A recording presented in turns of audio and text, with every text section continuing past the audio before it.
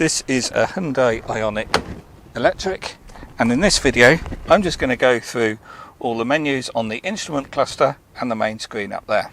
And people always comment how dirty the screens are in videos, so before I go any further I'm going to clean the screen for you. Sorry for interrupting, but I thought I'll just explain a couple of features on YouTube which will help you when watching long videos. Firstly, under settings you can adjust the playback speed, and secondly, at the bottom of the screen you've got chapters where you can jump to relevant sections of the video. And while I've got you, please remember to add your comments or questions below the video, and also subscribe. Okie doke, enjoy the video. So in many of my previous videos on the Ioniq, people have commented that they didn't know things existed or menus were there when I've pressed things on a video. So that's the purpose of this video. It's to help new Ioniq owners or possibly existing owners understand what's in the menu and settings up there in the instrument panel, but also here on the main screen. So I've got my coffee, because this one might be a bit of a long and boring video, so obviously only applicable if you're thinking about buying one of these or you've got one already. So first off, I think I'll cover the menus up there on the screen, because that's the most confusing, because it's all handled via two buttons here on the steering wheel.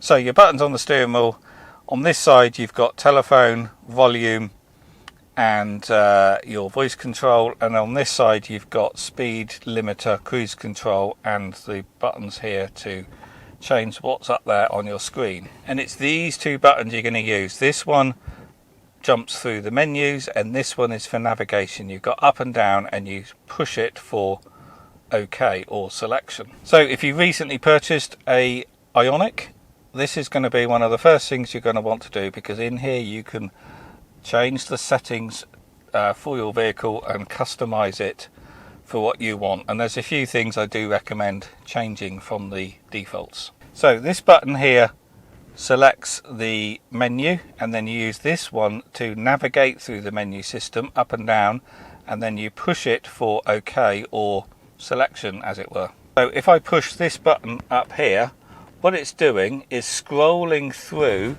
these four menu options on the right, and you keep pressing it and you can go through the relevant options.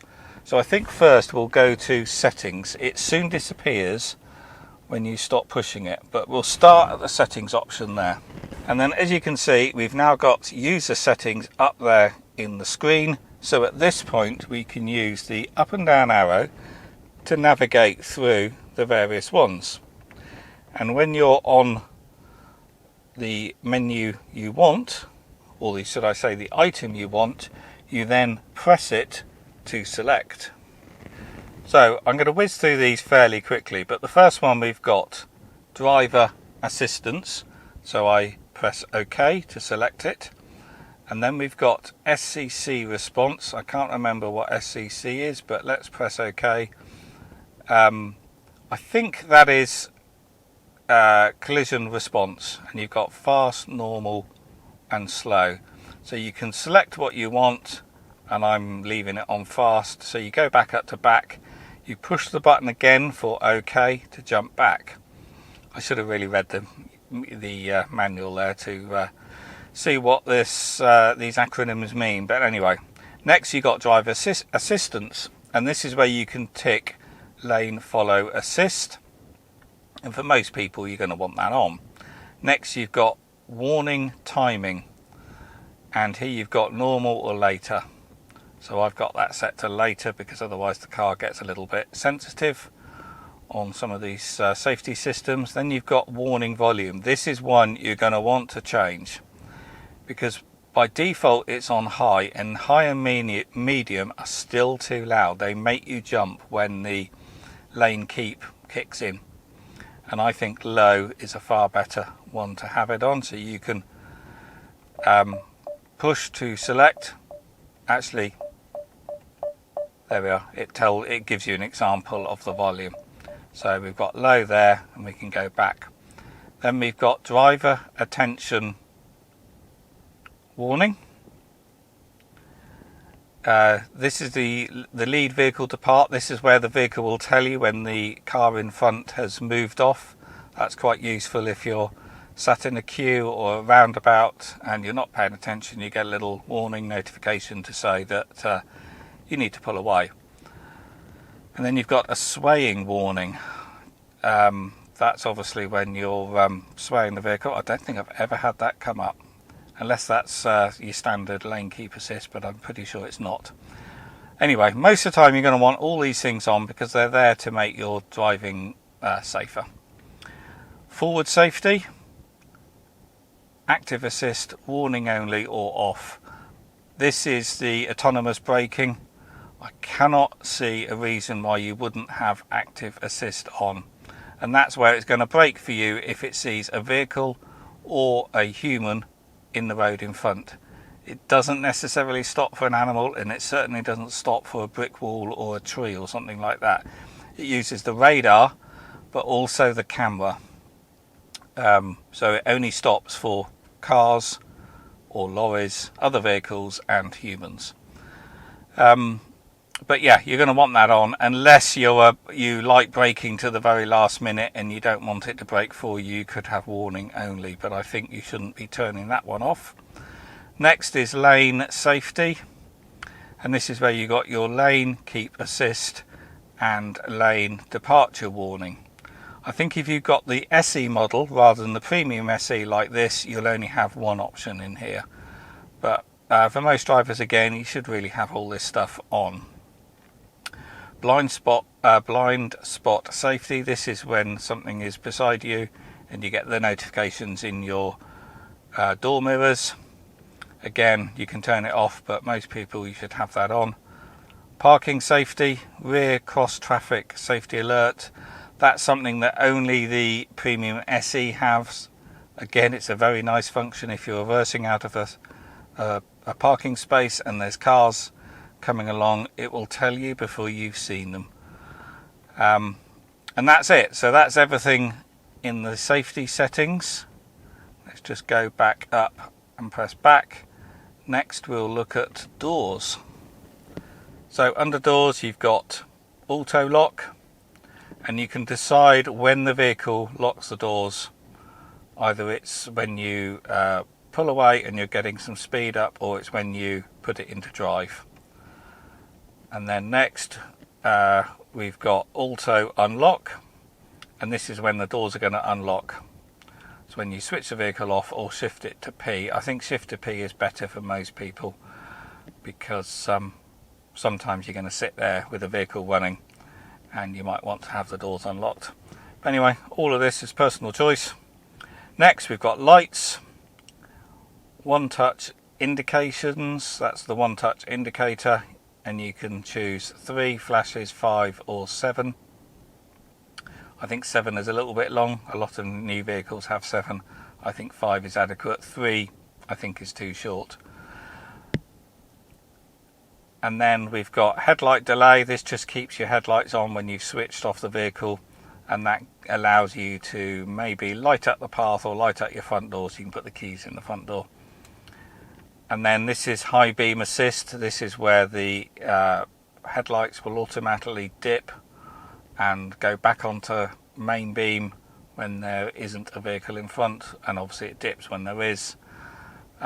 Generally I don't like these systems, but it's summer, so I very rarely drive at night in this car since owning it, so at the moment that's still turned on, but when it gets to winter I may well be turning that one off. Next we go to convenience. Seat easy access. This is where your driver's seat will go back, because these cars have electric seats, to give you more room to get in and out. You can have a normal, or you can have extended where it goes back even further. Personally, I find it a pain to get in and out when the seat is all the way back. I prefer just to turn it off, and it's also not wearing out the motors in the seat. Utility mode, switch to utility mode, yes or no. This is an option where it will just charge the 12-volt battery. I'm not going to go into that actually on this video, that's a whole nother topic. But anyway, that's utility mode.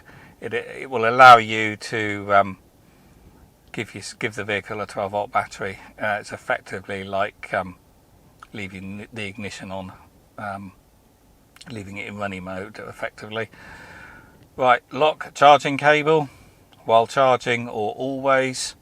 So this option is an interesting one. So when you are using a charger and you select to always, your cable, this is AC charging only by the way, your cable will be locked to the vehicle all the time. With this option, when the vehicle is fully charged, probably 100%, it will unlock the cable to allow the cable to be removed. So I think that's the better option. I say it's all only AC charging, I'm assuming so, because I don't think CCS... Yeah, actually the CCS charging will lock in because it's using the slot in the top of the Type 2. So that's both AC and DC charging. Right, so next we've got welcome mirror lights. So this is when you walk up to the car, the mirrors tilt and the door handle lighting will come on. Generally I think that's probably better to turn that off because it saves your 12-volt battery. Wireless charging, this is the phone charger in the center console. We do not have mobiles that have got wireless charging, so I've turned that one off. This is wiper lights display. This just puts it up on the display when you're changing anything on this stalk. It will put it up on the display. Yeah, no biggie having this one on. Doesn't personal choice again. If that message annoys you, you can turn it off. Smart recuperation. That I guess is the automatic up here for your regen, and it uses the radar when there's a vehicle in front, so your regen gets adjusted automatically. That's something that the previous 28 kilowatt hour models didn't have. If you don't like it, you can permanently turn it off there. Icy road warning, that obviously gives you a warning when the temperature gets low. Usually it's at about 2 or 3 degrees most of the time. I'm not sure on this car, but that's typically what they are on most. So anyway, that's a run through of the convenience options. So next we've got service interval. You can switch that on and off. This is simply a timer, and it's a reminder system, and you can adjust it here. Mine's set for 0 miles and 12 months, so every 12 months it will give a reminder, and you can adjust that here. It's all a little bit pointless, but actually when you get into it you can't get out of it. So you have to do something. You've got to press OK, and then we can say no. So yeah, this is just a timer option, and you can adjust it yourself. So for the UK, the service intervals on these cars is every 12 months or 10,000 miles. So you can set that up yourself. And then here you can reset the timer if you want to.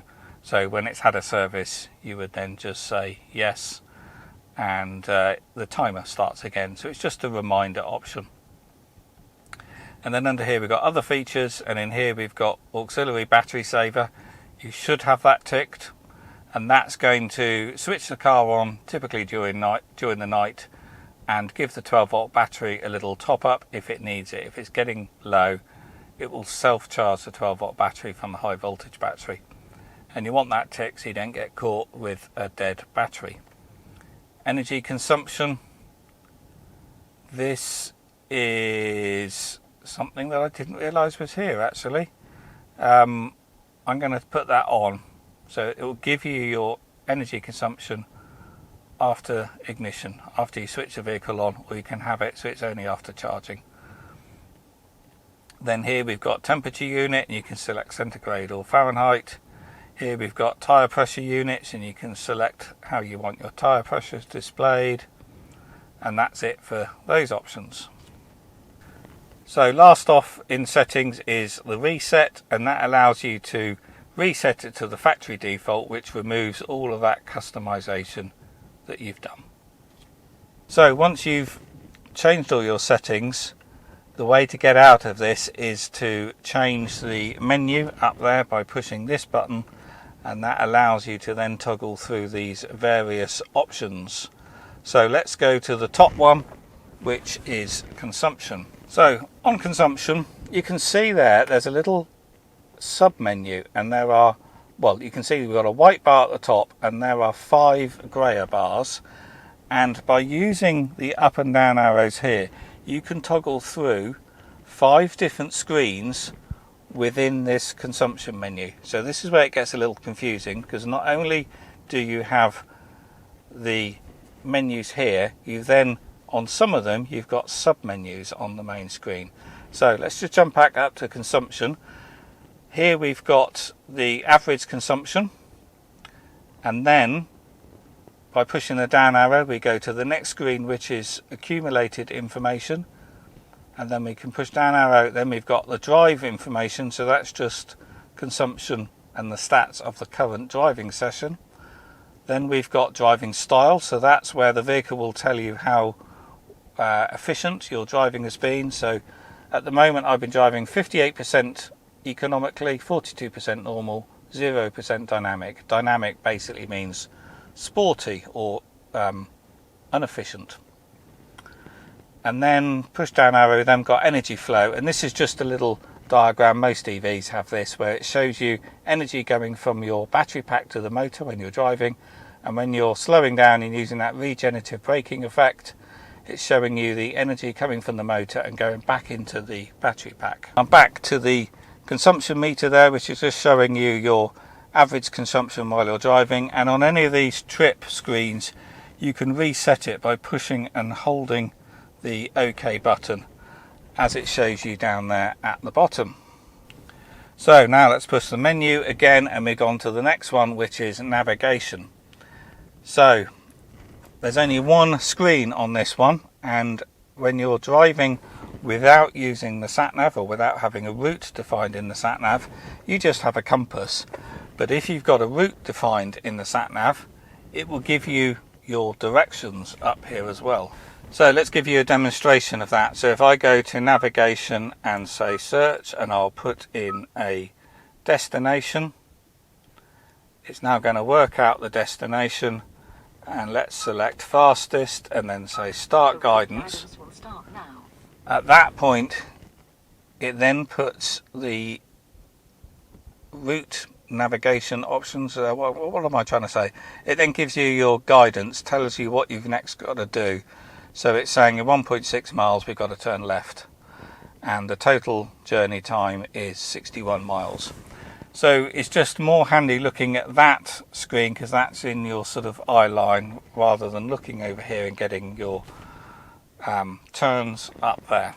And then if I cancel the route, that then goes back just to a compass.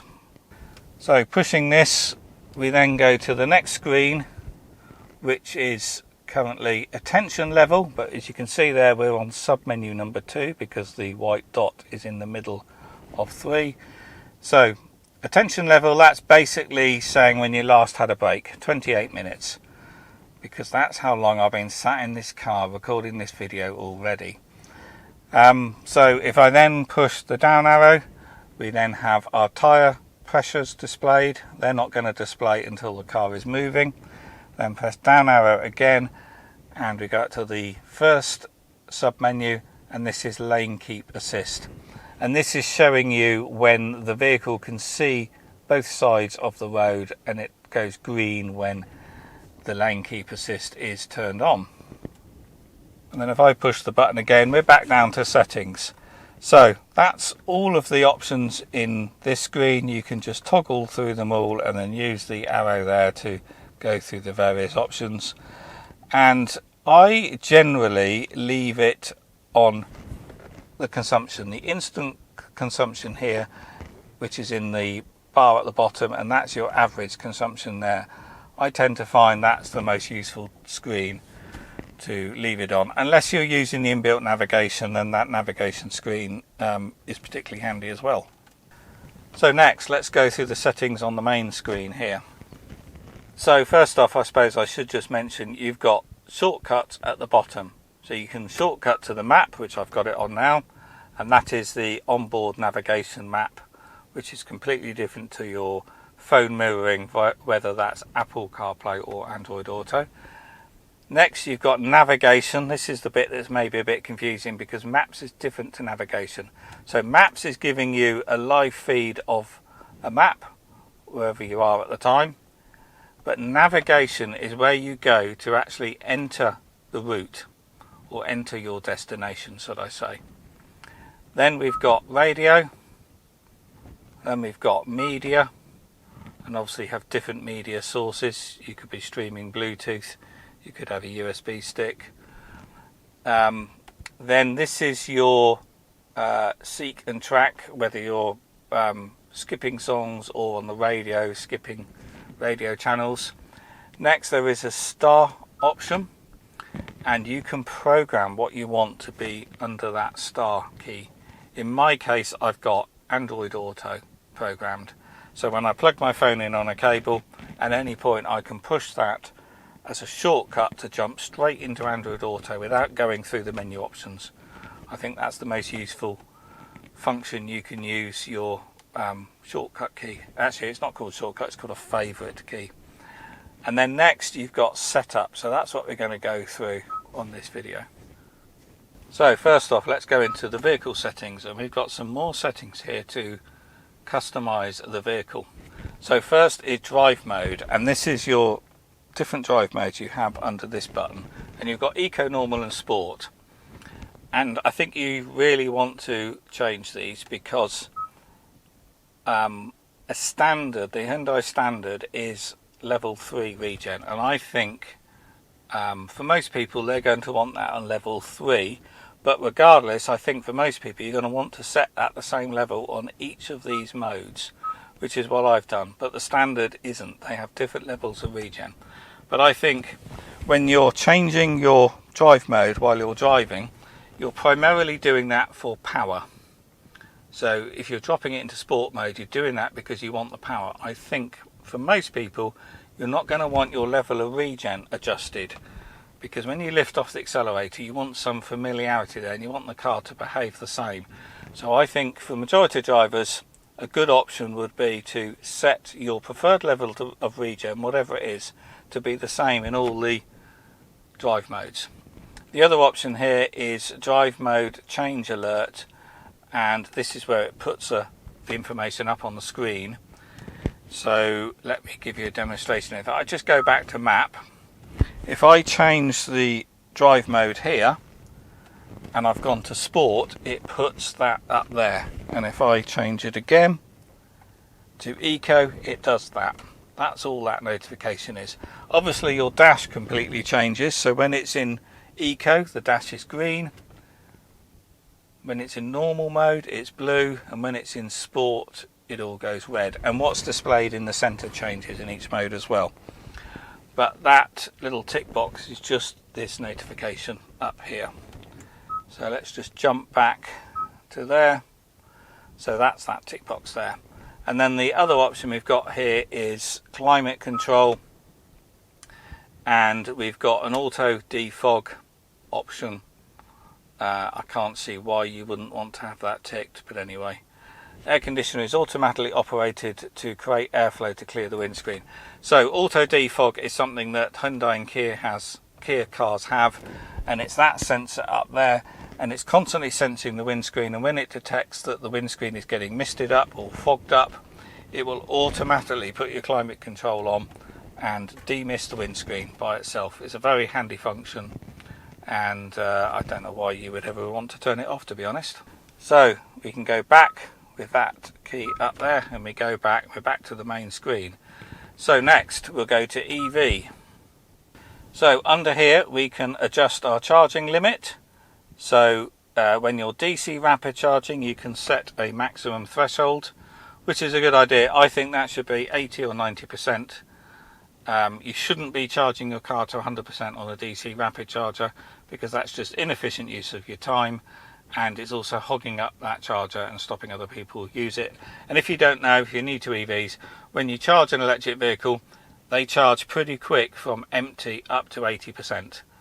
But that last 20% takes as long as the first 80%. So generally when you're charging an electric vehicle, you charge to 80%, disconnect and carry on your journey. So this allows you to set that top threshold. So in my case I've got it to 90%, but if I was rapid charging this, I would disconnect beforehand. And it's also better for your battery, because your battery doesn't quite get so hot if you charge it to around sort of 80%. The other option here was the AC charger, and again you can set a charge threshold for that. Some people will say for battery life you're better off charging it to only 80% on AC power. In theory, yes. In practice, no. The BMS handles the battery for you. That's the battery management system, the ECU in the battery pack. And when you charge to 100% on AC power, it then does cell balancing. So my view is just let the car handle the battery for you. Charge to 100%, certainly most of the time. You want to at least be doing it once every week or two.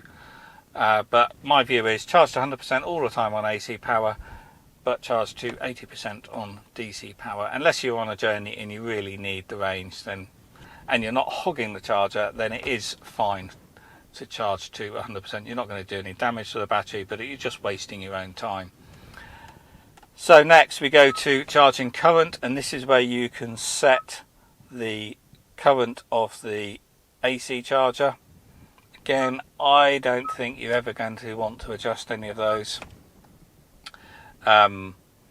because the charger does that. You do that on the charging end. But anyway, you can, if you're using a wall charger, you can set your current level, but it doesn't actually tell you how many amps it is. So maximum for most people will be 32 amp because they've got a single phase 7 kilowatt wall charger.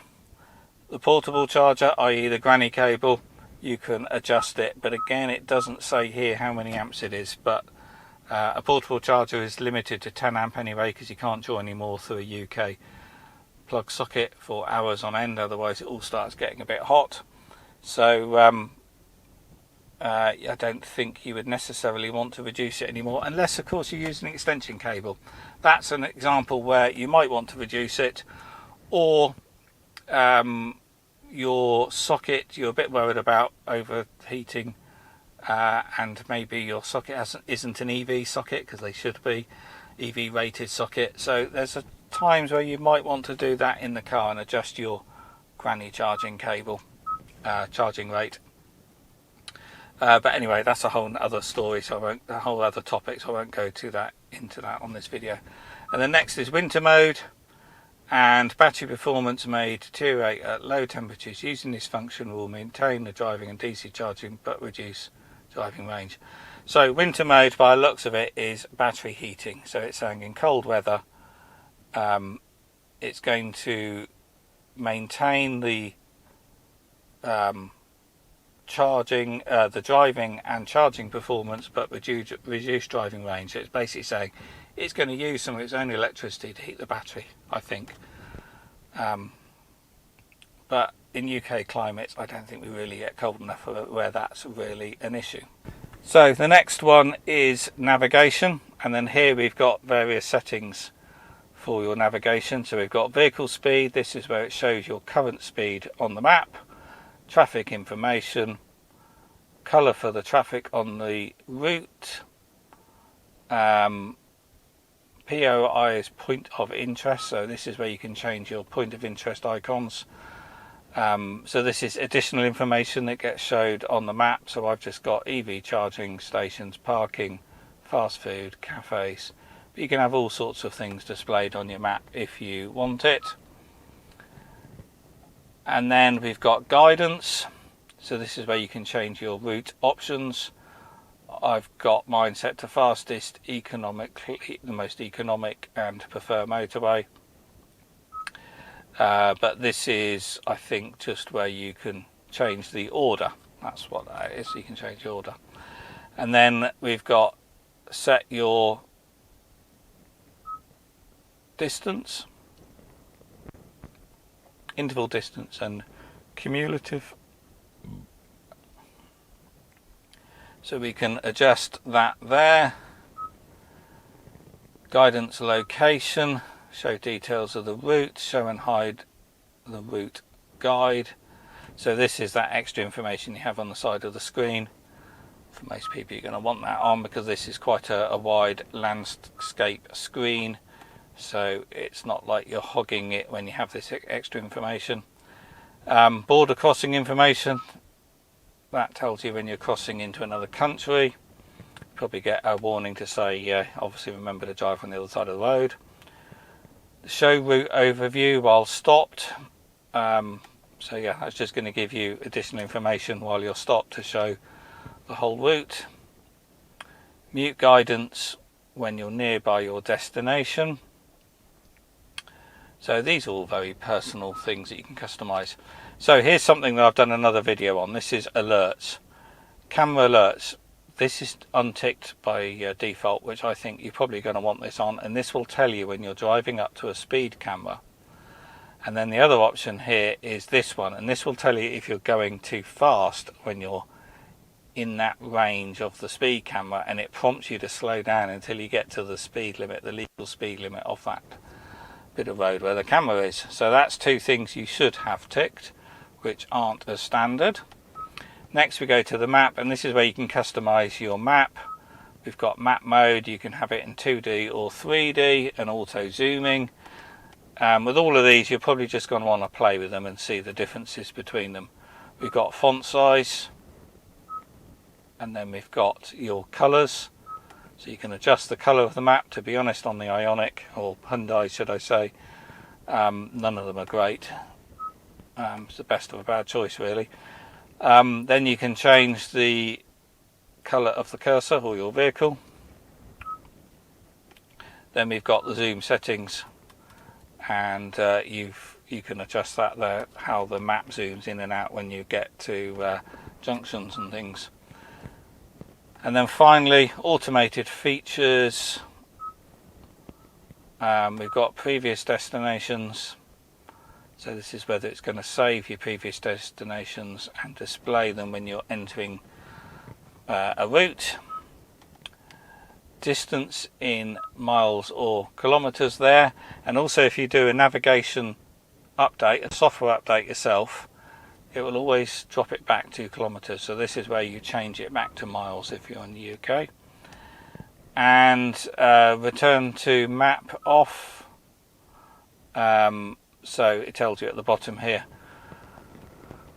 When guiding a route, the screen automatically returns to the map after a certain period. So yes, this is if you've got it on another screen, like radio or media screen, and it's how long you want it to go back to the map.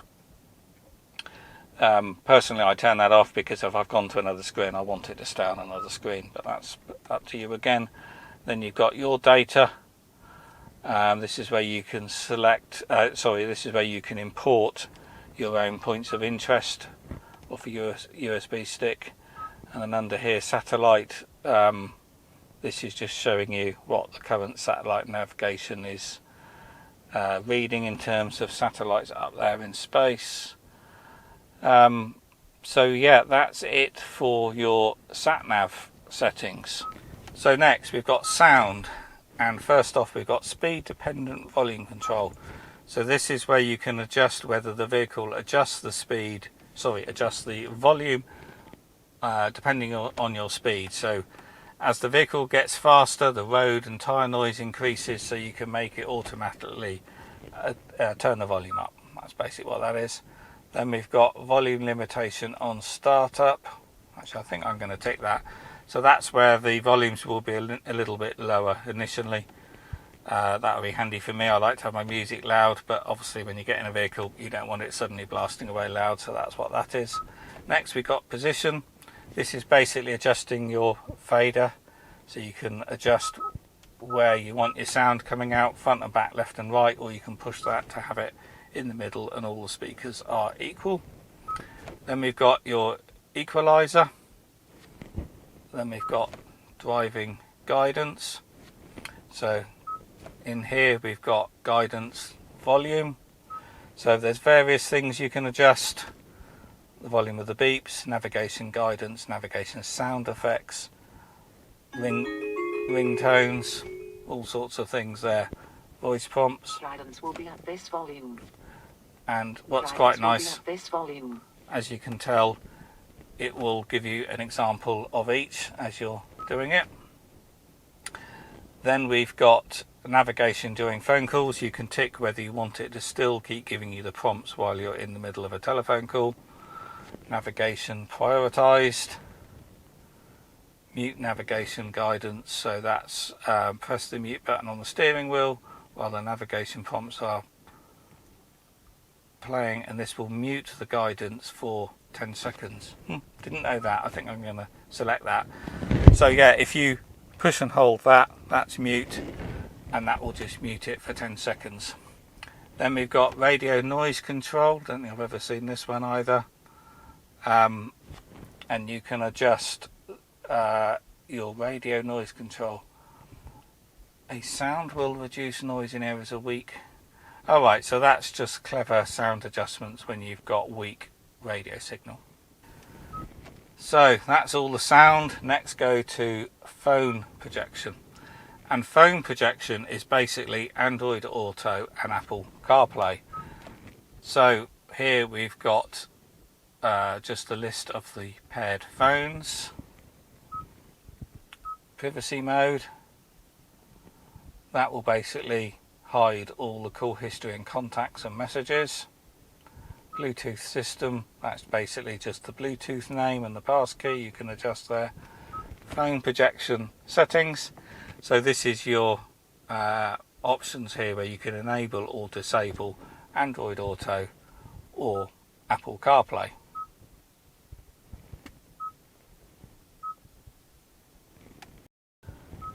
So next we've got profile, and this is where you can select driver profiles and obviously customize driver profiles.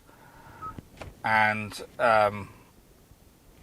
yeah, something I don't really use, to be honest, but anyway, your Bluelink account is connected to a driver profile, and you can delete the file and back up a file. So next we've got voice navigation. This is where you can activate it or deactivate it, and you can minimize the voice prompts if you want to. That's a very quick and simple one, that one. Next we've got theme layout. This is where you can adjust the look and feel of what's on the screen. So your screensaver, in my case I've got analog clock, you can have it a digital clock or none. And this is where you can define what's on the split screen. I've got EV weather. Olympic, what's that? I don't know, turn that off. Olympic, yeah, Olympic sports, didn't know I had that. Anyway, that's your split screen settings under there. Next we'll go to display. This is display brightness. You can have it manually, or in my case I've got it automatically, so it adjusts depending on whether it's day or night and how bright the sun is.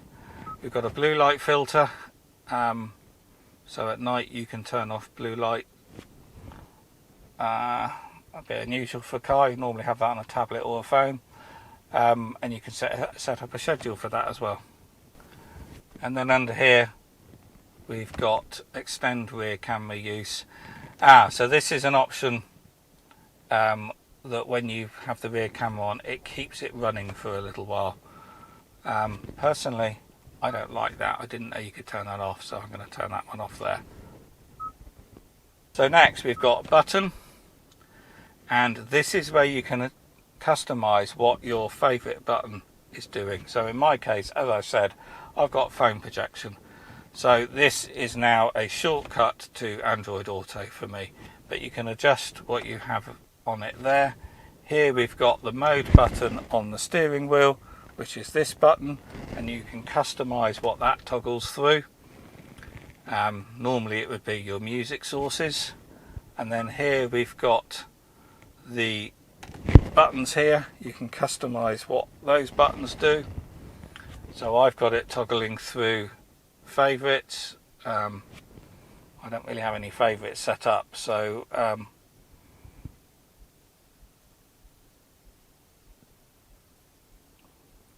but again, it's up to you. And then we've got volume knob, which is this one here obviously, and you can change what that does.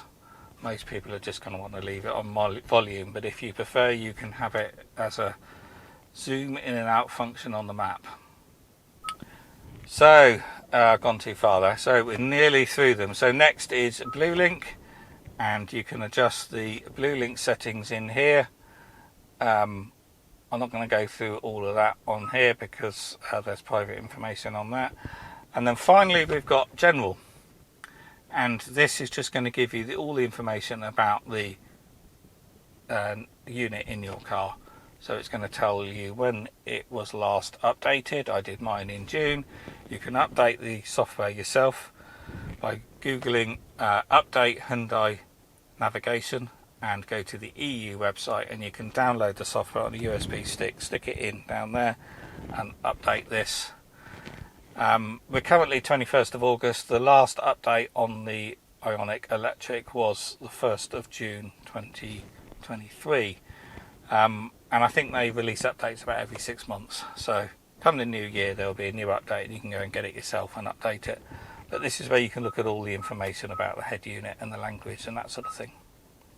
So that's all those settings run through, which is everything under setup, but that is also the same as settings. Setup is just a shortcut to settings. So let's press that up there, which is home, and that takes us back to the home screen. So there is a few things in here that we can do. So obviously you can swipe left and right. This is your main home screen, and this is the second home screen, which gives you all the icons. So all we've done at this point is settings. There is lots of other stuff in here. So first off, let's go to EV, which is the same as pushing the EV button down here. So when you're on the main EV screen, it is showing you the battery percentage, which is something that's very handy. It's showing you the predicted range with the climate control on and the climate control off, which is the same as what you've got up there on the main screen. And this obviously is your battery as well, but this is just showing it as a bar graph. It's much more useful to see the actual percentage behind it. And then here it's showing us the location to the nearest public charger as well. So under here we can push the menu button, which is the 3 lines, and that gives us more information. We can turn the screen off, which is blanks all of this and goes to the screensaver, which we don't want to do. We can go to energy information, and now this is showing us the charging times, because our battery is currently at 39%. So if we were to plug into a DC charger, it would say it would get to 90% in 55 minutes, and that's saying that's about 191 mile range. But if we were to plug into an AC charger at this state of charge, it would take 4 hours 15 minutes to get to 100%, and that would give 214 miles range. Then we go to energy consumption, and this is showing us the energy consumption in real time at the current time. So majority of the energy consumption from the high voltage battery is going to be the electric motor. That's this screen. So as we were driving, it would show the amount of kilowatts the motor was drawing, and then while you're slowing down and you're using that motor braking effect, the regen braking, this would show you how many kilowatts is going back into the battery. Next is the climate control, and we see we're using 0.3 of a kilowatt there, because I'm sat here with the climate control on, so that's the noise you can see. But as you can see, it's gone to 0 there, so the compressor is kicking on and off to maintain the internal temperature at 21 degrees. So at the moment it's using 0 power at all, even though the fan is on and cold air is still coming, because the air conditioning compressor is turned off. Now it's turned back on and it's using 0.3 of a kilowatt. So that is what this is showing us. Next we've got electronics. So this is everything that is being used in the car at the moment. That is the fan, as I showed you there. We've got the fan running. That's the lights, the dash, the ECUs, the daytime running lights, and the 12-volt battery charging. So all the time the vehicle is running, the 12-volt battery is being charged. So all of that is electronics. And this one is battery care. Not sure what battery care is. 0 kilowatts. I would have said it's the 12 volt battery actually, but it's showing it as the high voltage battery. So maybe that is the battery heating, possibly. Let me know in the comments. Anyway, next we've got energy consumption history, and this is showing us over the last few days and few trips how many miles we did on that day and what the average driving economy was. So 5.9, 5.9, 5.8, 5.8, and it's showing how many miles we did at 5.8 miles per kilowatt hour on that day. So that's all it is, your driving history basically. So let's go back up here, and next we've got the manual and electric vehicle. So this is giving us a QR code to the user manual basically. So you would scan that with your phone and it would jump to a PDF and you could see the relevant section in the user manual. And next we can turn split screen on and off. So there's split screen on, and I've got my media player there. We can turn it off there.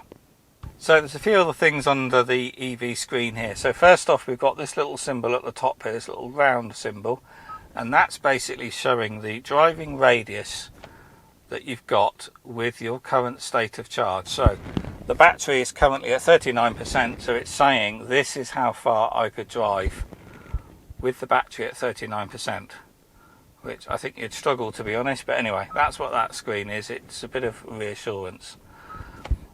And then the other thing you've got down here is settings, and this is a shortcut to those EV settings which we've already gone through in the previous settings screen.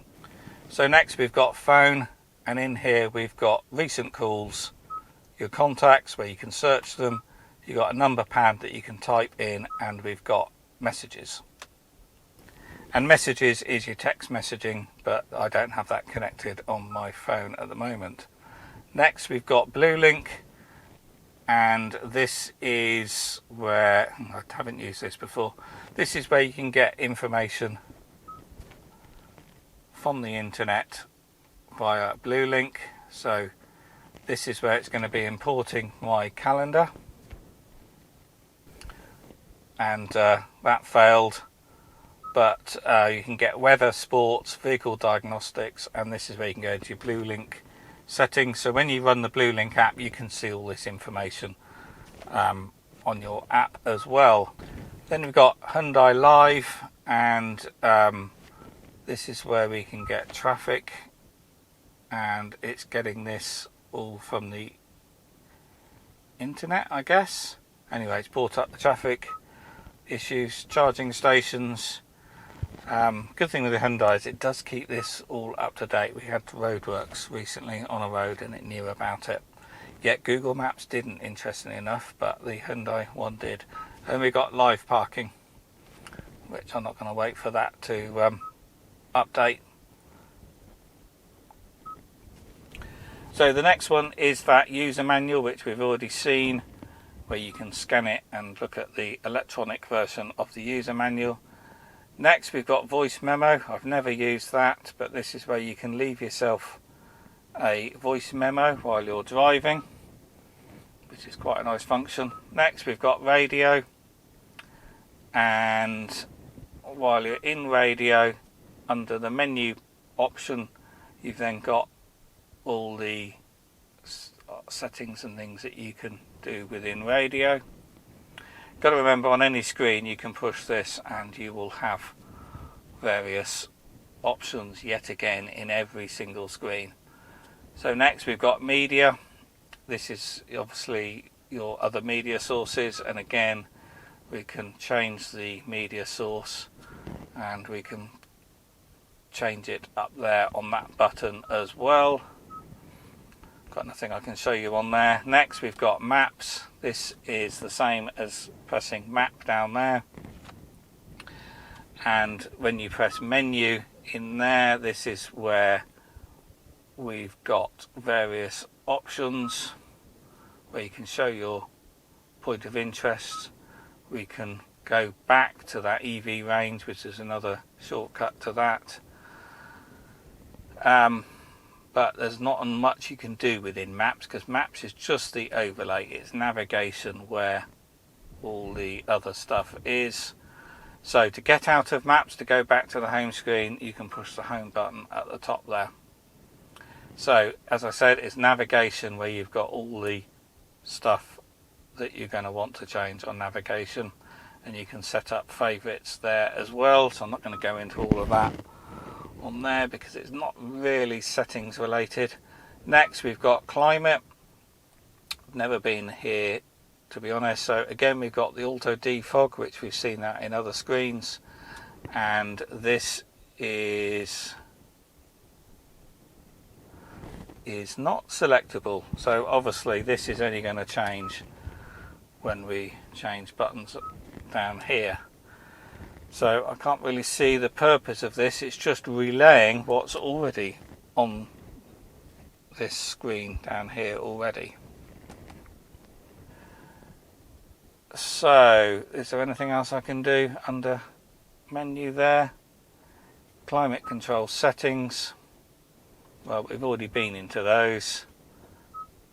And manual, yeah. So there's nothing you can do on there. Bit pointless, that screen. And then we're back to settings, and that's it. So there is one other setting if you've got a premium SE model, and that is your electric seat memory here. Because the premium SE has electric seat, and it has a 2-driver memory setting up here with these switches. So what you can do is you can select driver 1, and your seat will go to the saved settings for driver 1, and you can press driver 2, and my seat is now gone into sleeping mode because that's what's set. So, and at any point you can push the other one and it will go back. But if you want to save these, it only works in park. So you basically get the seat in your preferred position that you want to save. You press set and it tells you up there on the screen, press 1 or 2, and I press 1, and that is now saved. Whatever seat's position you've currently got, that is now saved under seat position 1. And as I said, that only works when you're in park. So I think that's about it. I apologise, it's a very dull video, but really only applicable to those that really are new owners and are struggling with it, because there's an awful lot in this car.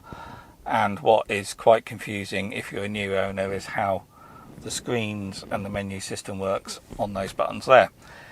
So that's it. If you found it useful, as always, please do click the thumbs up. It really does help. And also comment below, and I'll do my best to answer any questions or comments below in the video description. And if you want to know more about the Hyundai Ioniq Electric, again in the video description below I'll put a link to a playlist where you can see other videos I've made on these cars, and there are a lot of them now and more being added all the time. Okie doke, I'll see you on the next video.